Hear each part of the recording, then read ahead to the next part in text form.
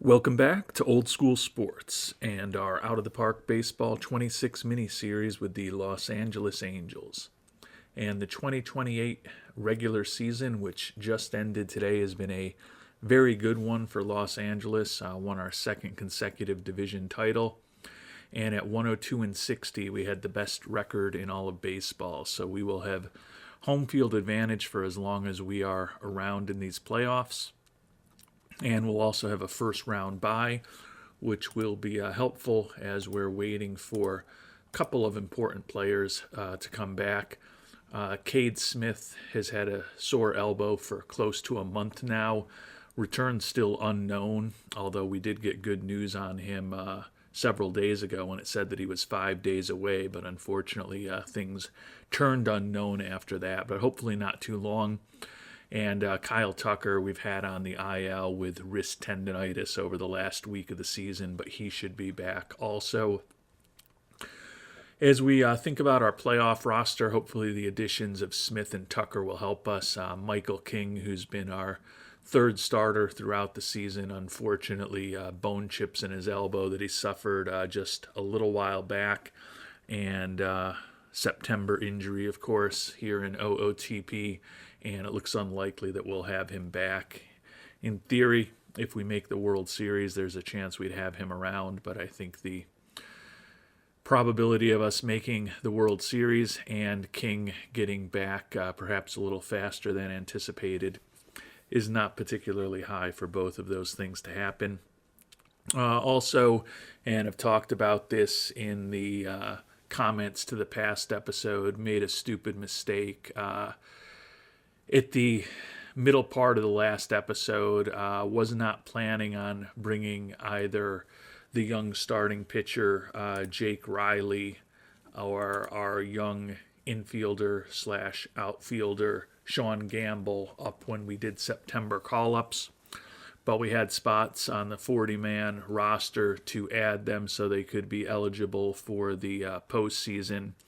But unfortunately, in my haste to kind of move through things in the last episode, I forgot to actually put them onto the 40-man before September 1st. So unfortunately, two guys who could be pretty important for us, particularly with the injuries that we have in the pitching staff in the case of Jake Riley, aren't going to be able to play for us in the postseason this year. Riley was 2-0 with a 1.65 ERA. He was our first-round draft pick just over a year ago, so he has had a very rapid rise through the farm system coming out of Stanford. And then Sean Gamble, who we picked second overall 3 years back in 2025, hit 286 in 21 major league at-bats over the last week of the season, but also not eligible, which is unfortunate because he's got a decent-looking bat and he's got a pretty solid glove and good speed. We'll have those guys next year. Unfortunately, not going to be able to help us this season. Hopefully we won't have to pay too heavily for my stupidity, but it is what it is. And taking a look at the playoffs, as we noted, we've got a first-round bye and the best record in baseball. The Red Sox also with a bye. Our division rivals, the Rangers and the Mariners, are going to be facing off against each other, so we'll be facing someone familiar in the ALDS. The Orioles and the Tigers facing off in the other wild card series in the American League. The Cubs and the Phillies have your byes in the National League. Cubs will be facing the Nationals or the Cardinals, while the Phillies will be facing off against the Dodgers or the Reds. And if you're looking closely, you can see that we'll be facing Texas in the divisional series. So the third-place team in the division took out the second-place team in the Mariners, and now they'll get a chance at us. Unfortunately, Cade Smith, uncertain return from that sore elbow, so he will not be on the playoff roster for us. Kyle Tucker is back and healthy, so he'll clearly be playing a prominent role for us. But down two pretty important arms with King and Cade Smith going to be out for this first potential series for us. The hope is that we can move on to the ALCS, and while we're not holding our breath on King being back this year. Certainly would hope that we get Cade Smith back, because pitched in 72 games for us as a stopper and a setup man, struck out 109 batters in 87 innings pitched, 125 ERA plus, 59 FIP minus, and a 2.5 WAR. Was one of the premier arms out of our pen, and definitely a bummer that he's going to be missing at least our first playoff series. And both of the wild card series in the AL were sweeps, with the Rangers taking out the Mariners and the Tigers taking out the Orioles. Both went to 3 games in the National League. St. Louis is going to be facing off against their division rival Cubs, and the Dodgers will get a shot at the Phillies. Moving on to our series, we are completely rested, still missing Cade, as we talked about, but other than that, feeling like we should be in a good position. We've got home field advantage, and the Rangers have certainly had to play more higher pressure games recently than us. That said, we actually had a losing record against Texas this year, 6-7 in 13 games against the Rangers. So although we were the best offense in the American League, or the second best offense in the American League with 831 runs scored, the Rangers were the one team that was better than us, scoring 840. Pitching should be in our favor, though. We allowed just 601 runs, the lowest in the American League, while the Rangers ranked 10th. But likely will be a hard-fought series with two teams that know each other well. And as I said, the Rangers did seem to have our number this season. Game number 1, they will have the 32-year-old Pablo Lopez on the mound, 15-10 with a 3.92 earned run average this year. We'll have our young ace, actually not that young anymore, at 28 years old, Spencer Schwellenbach on the mound, 14-9 with a 3.12 earned run average for us. So a couple of righties on the mound today as we try to get off to a good start in this playoff series. You remember last year when we made our first playoff appearance in this mini-series with the Angels, we were taken out in the divisional series despite having won the division and having home field advantage. Hopefully we can avoid that this time around. But off to a rough start in game number 1, so we're already up against it. Lost 7-3. Garcia and Langford with homers for the Rangers. We got one from Addison Barger, but Lopez clearly outpitched Schwellenbach. We scored a run in the first to take a 1-0 lead, but then they had 2 in the second, 2 in the third, and 1 in the fourth to go up 5-1 on us. And although we closed the gap to 5-3 on a 2-run homer by Barger in the sixth, that was as close as we were able to get, unfortunately. So Lopez gave him a quality start. 6 hits, 1 walk, 3 strikeouts, 3 earned runs over 6 1/3 innings. Schwellenbach with what's likely one of his worst outings of the year.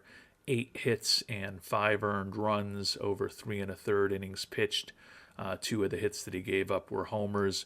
Joyce and Contreras both gave up runs in relief towards the end. So 1 game into the playoffs, and we're already up against it a bit with a team that we had high expectations for.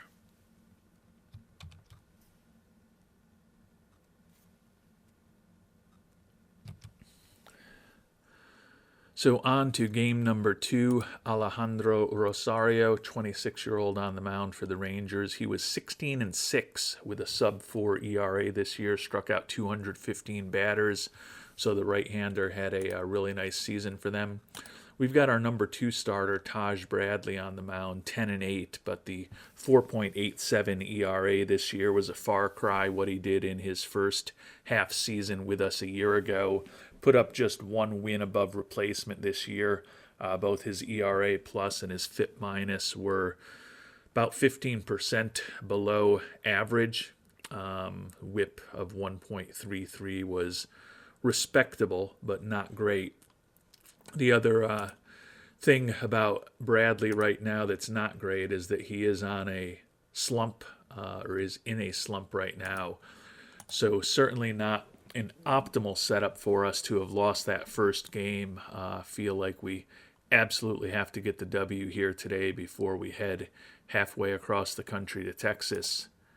And unfortunately, we are proving to not be a particularly adept playoff team. Lost 9-2. I believe, if I think back to last year, I think we won the first game of our division series last year and then lost 3 in a row. Could be wrong about that, but if that's the case, we've now lost 5 consecutive playoff games. This was an ugly one, 9-2 loss. Rosario with the W, Bradley with the L, and we allowed 6 home runs today. Hit just one by the youngster Andres Rodriguez. Run for Texas in the first, 4 in the third, another in the fourth, so they had a 4-0 lead while there were still people in California getting to the game, and ended up losing 9-2. Another really poor starting outing. Bradley, 7 hits, 1 walk, 6 earned runs over 4 innings. He allowed 3 homers. Klassen allowed a couple homers in 2 2/3 innings of relief. Ben Joyce also allowed a homer. Kyle Snyder didn't allow a homer, didn't allow any runs, but he still allowed 2 hits over just a third of an inning of work. So a rough start for us. Rosario went 5 1/3 innings, struck out 7, and looks like it's very likely going to be another very quick exit from the playoffs for this Los Angeles Angels team. We've got Christian Scott on the mound, which should be good. Led the American League this year in wins, 17-4 record with a 3.50 ERA, put up a career best 3.5 WAR for us. So that should be positive, but we felt like the pitching matchups in the first 2 games probably favored us, and we know how those went. Patrick Sandoval, left-hander on the mound for the Rangers, 11-10 with a 4.23 ERA this year. Have a little bit of a different lineup in going up against the lefty, given that we haven't generated a ton of offense with just 5 runs in those first couple of games. See if we can turn things around and start making this series a bit more interesting today. And unfortunately, we got crushed again, so a very disappointing run through the playoffs. Can't even call it a run through the playoffs, just a very disappointing and embarrassing 3 games in the playoffs for our Los Angeles Angels. So the only 100-win season in the majors this year and the best record in baseball meant about nothing when we got to the playoffs. And the fact that the Rangers did well against us in the regular season certainly continued in the playoffs. Wyatt Langford, your series MVP. Each game was worse than the last. Lost 7-3 in the first game, 9-2 in the second, and 10-1 here in the final game of this season for our Los Angeles Angels. And once again, they scored early and often against us, 2 in the first, 2 in the third to take a 4-0 lead. And although we did get a run in the 6th, they erupted with 4 in the 7th, including a 3-run homer by Langford, the series MVP. Another very mediocre pitching outing. Quite honestly, it was a bad pitching outing. 6 hits, 4 earned runs over 4 innings. In Scott's defense, he didn't give up a home run at least, but just a brutal playoff performance for our Los Angeles Angels this year, and the season is over. And not that it would have made a difference, but Cade Smith eligible to come off the IL now that our season is over. Don't think that having Cade Smith, and for that matter, don't think that either having Sean Gamble and or Jake Riley on the roster would have made a bit of a difference with the way we were dispatched from the playoffs by the Rangers. Taking a look at the playoff tree, the Rangers and the Tigers have upset the two best teams in the American League, so they'll be facing off in the ALCS. The Chalk doing a little bit better in the National League. The Cubs and the Phillies both have 2-1 leads in their divisional series. And the Cubs did end up moving on to the NLCS, but the Dodgers recovered from that 2-1 deficit to take out the Phillies. So the Cubs, the National League's best team, are the only team that had a first-round bye that made it to the League Championship Series this year. And with our season, unfortunately, over much earlier than we had hoped, we'll do our annual end-of-season review. The team was really good this year, second in the league in runs scored, and top 3 in almost every hitting category. We were 4th in extra base hits, 4th in strikeouts, and 5th in walks. So a pretty good offensive team, and as we talked about at the start of the Texas series, we were the best pitching team in the American League. First in the league in runs allowed and first in multiple pitching categories this year. Pretty average defensive team when all was said and done. So pretty disappointing to be swept out of the playoffs 3-0. We've already kind of talked through Schwellenbach, Bradley, and Scott, who all had good to very good seasons for us this year. I guess Bradley arguably wasn't good. Jacob deGrom, who's wrecked physically, we signed him for this one season, was going to be our 4th starter if we needed one. He ended up 1-2 with a 3.82 ERA for us, so he got to pitch because of the loss of Mr. King, but didn't get to pitch in the playoffs. Joan Duran, I don't think he pitched in the playoffs either. Our closer did save 37 games this year. Put up a 3.83 ERA. His stuff and his control have started to deteriorate this year, even though he's only 30 years old. We did sign him to that $20 million 2-year contract this past offseason. He has the option to opt out. After putting up just half a win above replacement, I wouldn't expect that he would, but you never know. Lefty Garrett McDaniels had a nice year for us, 5-2 record, 19 shutdowns to just 3 meltdowns, an ERA barely over 2, and he struck out a batter per inning for us. He'll likely be back next year. Colin Snyder, right-hander, 3-3 record with a 2.58 ERA. He's been pretty solid reliever for us over the last couple of seasons. Set to start making a bit more money, closing in on $4 million next year, but we've got a pretty high payroll. Probably will bring him back. Ryan Walker, another guy who had a nice year for us, led the American League with 32 holds, 2.41 ERA, and 77 strikeouts over 67 1/3 innings pitched, working out of the pen for us. Another arbitration-eligible player, going to be making about $4.5 million next year.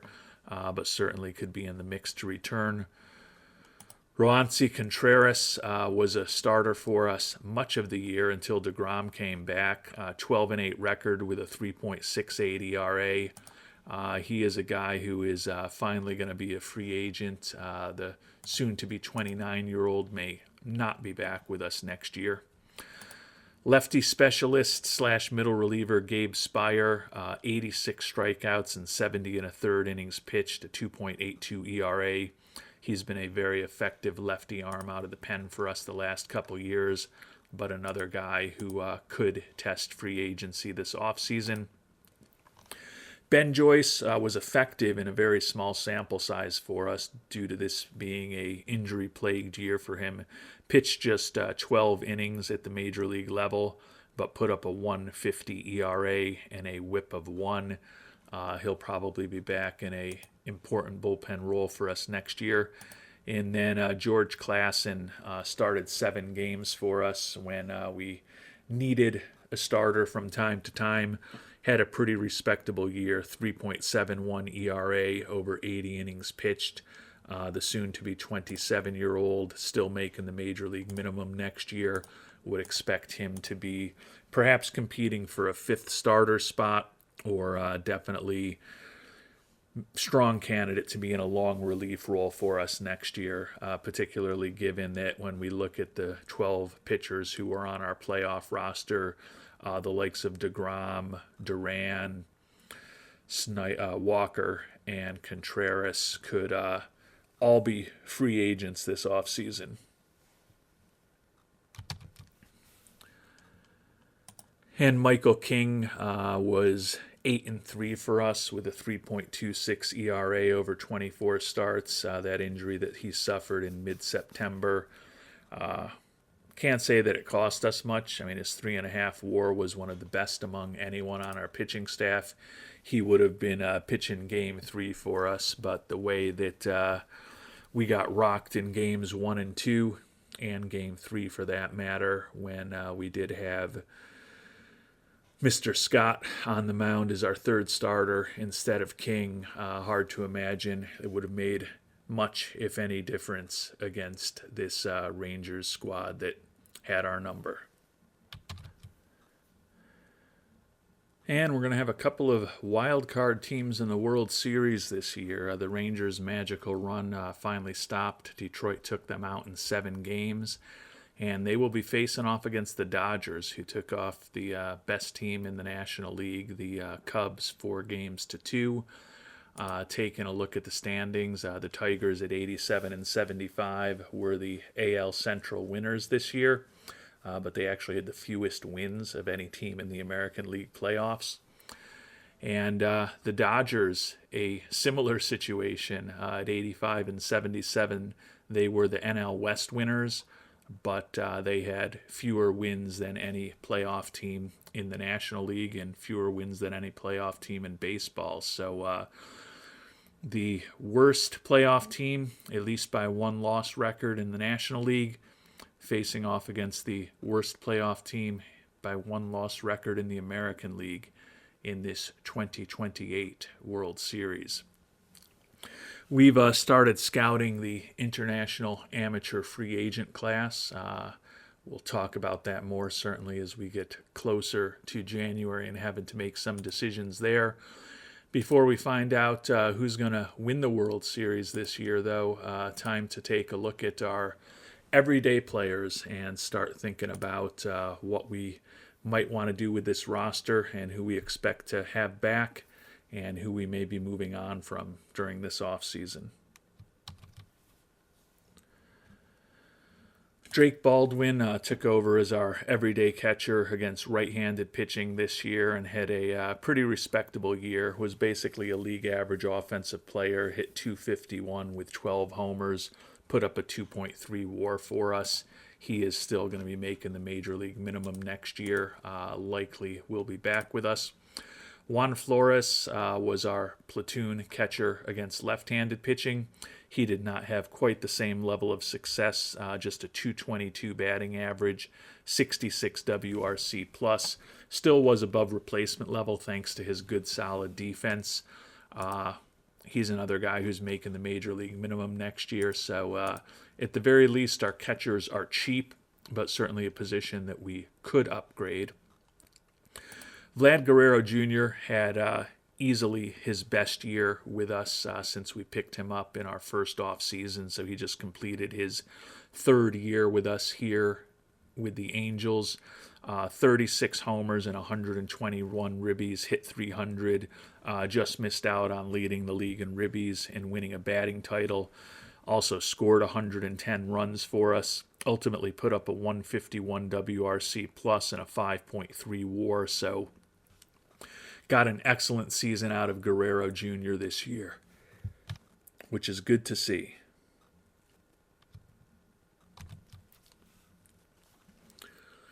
We picked up Kyle Manzardo last offseason in a trade with Cleveland.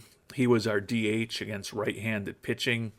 Hit .242 with 18 homers and 66 ribbies. 105 WRC plus, so he was an above-average offensive player, almost a win above replacement level. Not incredibly productive for us. He's going to be making about $4.5 million next year. Given his defensive limitations, questionable whether he'll be back. When all is said and done, I do think that bat still has some value against right-handed pitching. Maybe it could be even better next year than it was this past season, but definitely not sure what's going to happen with him. Similar situation with Royce Lewis, who is set to become a free agent after we picked him up to be a super utility guy for us last year from the Twins.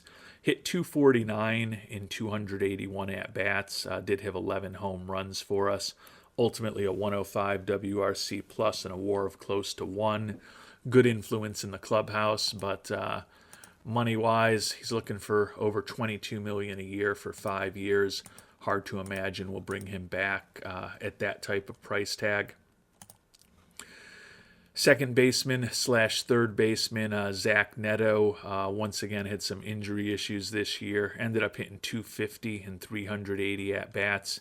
Did have 23 doubles for the third consecutive season, but his 12 homers and 48 ribbies were 13 homers and 48 ribbies were the lowest numbers he's had in the past few seasons with us. 110 WRC plus, though, still was about where he always ends up. Put up a 2.1 WAR. Good, solid, respectable infielder, but not great by any stretch of the imagination. Addison Barger's been really good for us since we picked him up in a trade with Toronto our first offseason. 278 average this year, 20 homers, 96 ribbies, 123 WRC plus, and a WAR of close to 4 for the third baseman. So a nice season from Barger. Willie Castro picked him up in a trade with Atlanta to become a utility infielder for us. Hit just a $160 in only 25 at-bats, so not nearly as he was productive for us as a utility infielder in 2027. The 10 WRC plus that he put up for us, very sickly. He's going to be a free agent now, looking for $7 million a year over 3 years. Can't rule it out. I think that number's a lot more reasonable than what Royce Lewis is looking for, but especially with the youngster Sean Gamble coming up, could see us moving on from both Lewis and Barger, or both Lewis and Castro. Final infielder, the young shortstop Anthony Volpe, actually not that young anymore, at 27 years old. I am 3.5 years into the future at this point. 244 average, 14 homers and 66 ribbies, did steal 26 bases, was basically a league average offensive player, put up a 3.4 WAR.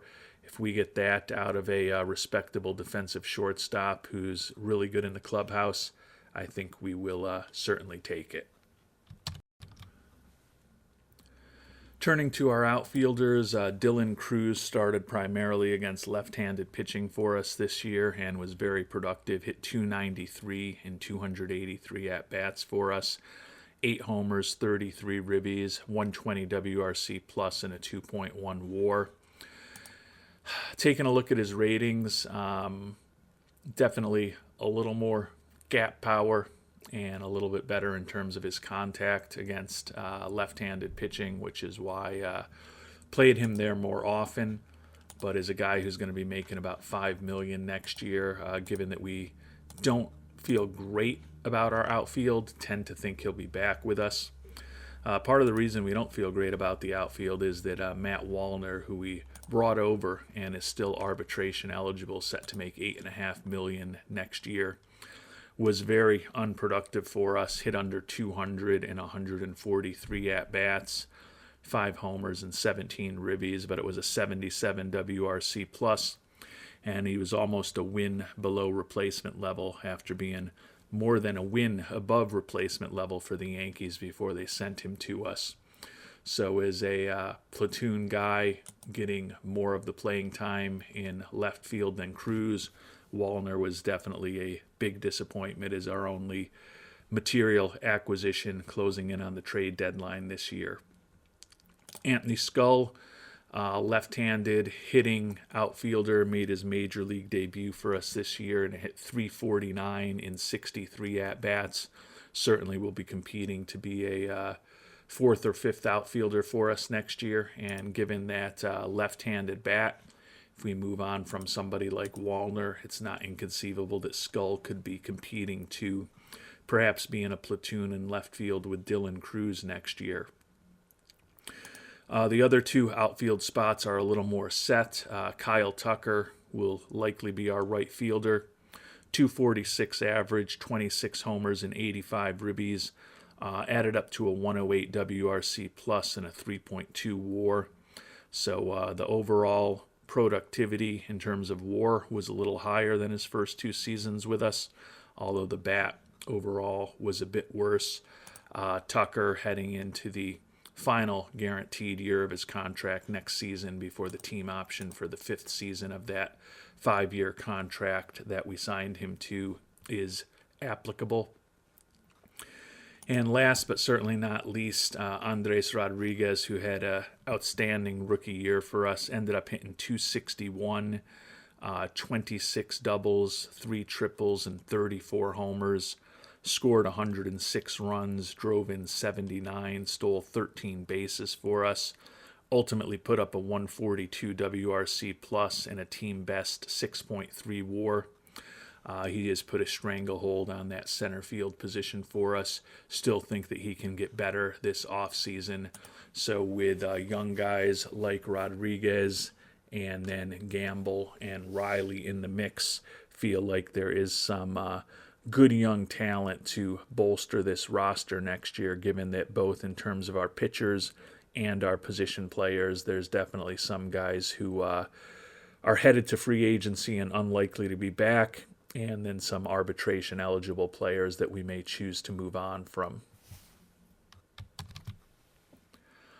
And when all was said and done, the Los Angeles Dodgers, who had the fewest wins of any playoff team this year, are your World Series champions in 2028. So, unfortunately, there was a season where one team in Los Angeles had the best regular season, and one team in Los Angeles had the best postseason. And we were the team that was better in the regular season. The Dodgers are your World Series champions. And before we finish things up and really start moving forward with the off-season, obviously development facilities open. We know that a lot of the young players are going to be getting a lot of focus there. Salary arbitration, a lot of important players, Schwellenbach, Scott, Daniels, Cade Smith, Addison Barger will definitely be back with us. Some of them are a little more questionable. Contreras, Lewis, and Spire, we can submit qualifying offers to any of them. I don't know that we want Royce Lewis back. He said he was looking for 5 years, $22 million-ish a year. I don't even know if we want him back for 1 year with a $20 million qualifying offer. The demand has come down a little bit already to $21.9 million.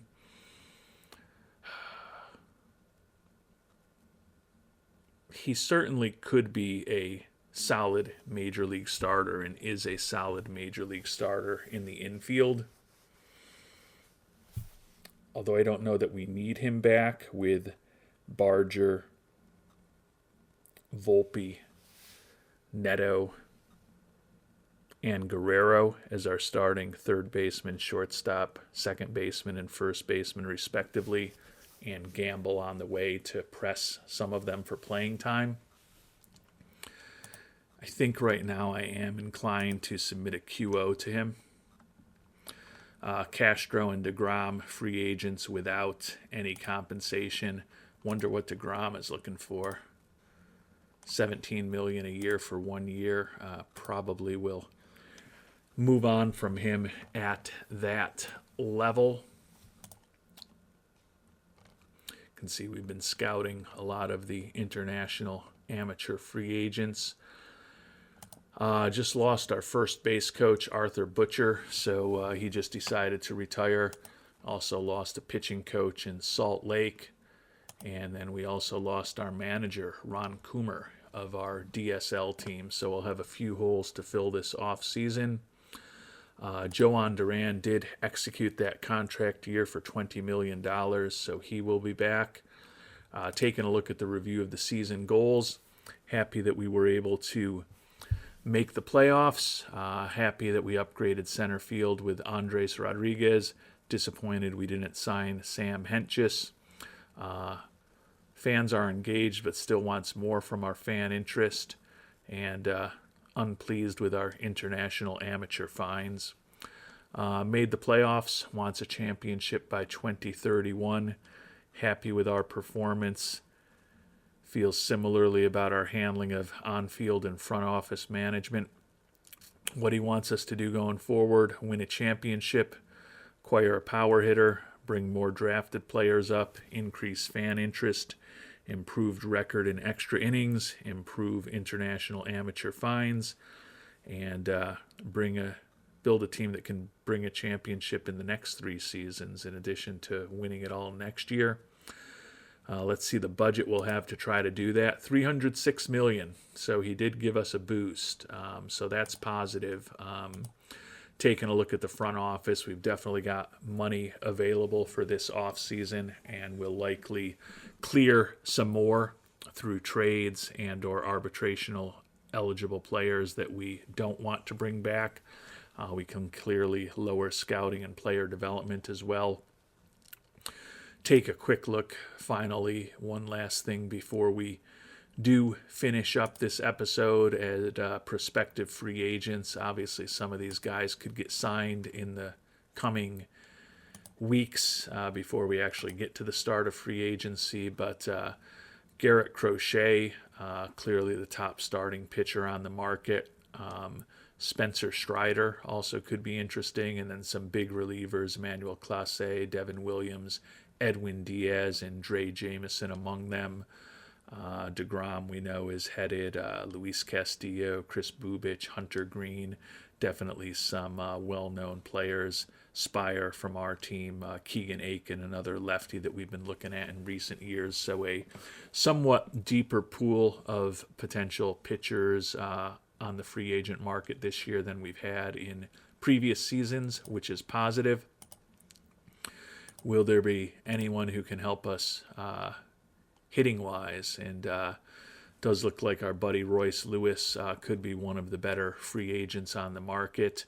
A bunch of guys that were on the trade market still available: Francisco Alvarez, Byron Buxton, Jose Ramirez among them. You may remember Ramirez in particular was unwilling to waive his no-trade rights to join us when he was on the trade block. Ketel Marte, Nolan Arenado, Randy Arozarena, Bo Bichette, Dylan Carlson, Jake Fraley, Jared Kelnick, among some of the other more prominent names who are going to be free agents. So definitely some options on the free agent market. Tend to think that the pool of pitchers is stronger than the pool of hitters this year, but we'll obviously be given that a lot more time going forward. So when all was said and done, was a fantastic regular season for our Angels, but a very disappointing postseason. And we'll see if we can position this team to do better in next year's postseason over the next several episodes as we're getting ready for next season. Until the next one, thanks so much for watching, and hope you have a great day.